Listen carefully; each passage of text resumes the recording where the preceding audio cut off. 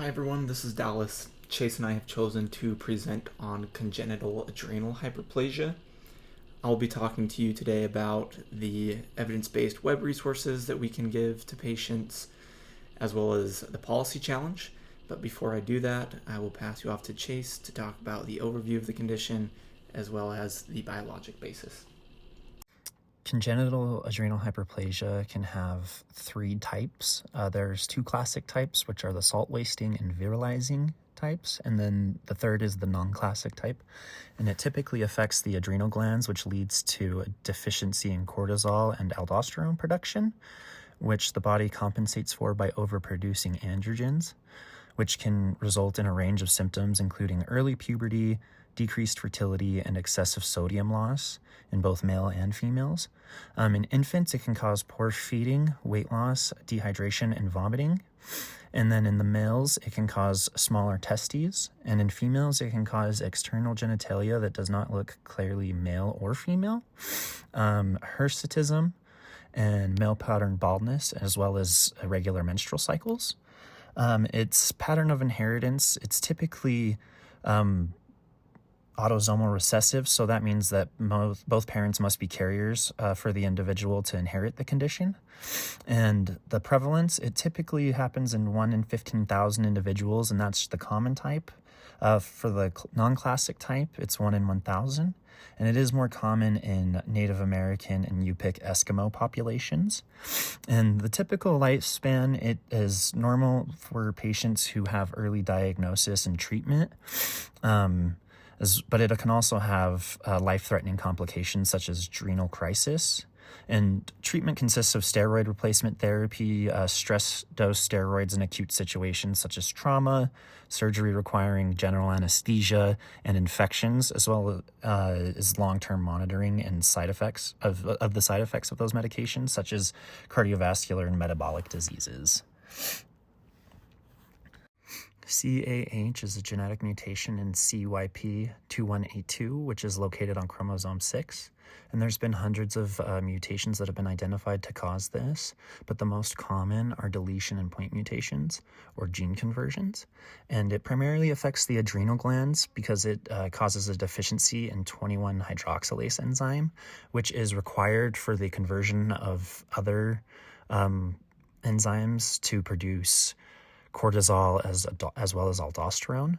And when this is impaired, the body compensates by producing excessive androgens, which leads to the symptoms that were previously mentioned. Here we have a couple web resources for patients. The first is the National Library of Medicine. This is a resource that was suggested for this assignment that you can access from the Genetics Home on the National Library of Medicine website from the National Institute of Health. So this one is emphasis on the evidence-based, right? It contains detailed information for the cause, diagnosis, and treatment of the condition. This is more directed toward healthcare professionals, but it's a great place to point your patients to if they want that evidence-based good information from a government source. The second one here is the CARES Foundation. This is a nonprofit organization that helps patients with CAH as well as their families. They help provide education about congenital adrenal hyperplasia.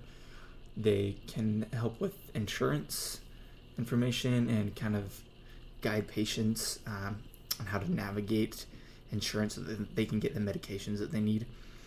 As well, they provide a community and they also provide advocacy.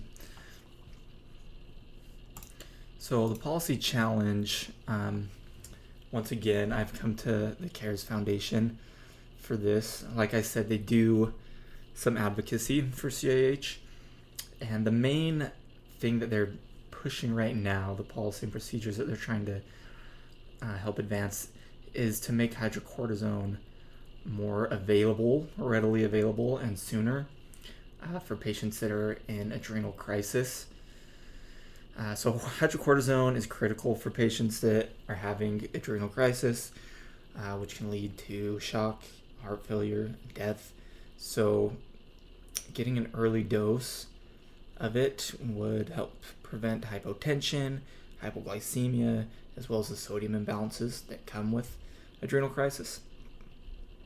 However, most ambulances don't carry, Solucortef, which is the brand name of hydrocortisone. They don't carry hydrocortisone at all, really. And oftentimes EMS isn't allowed to administer it to patients.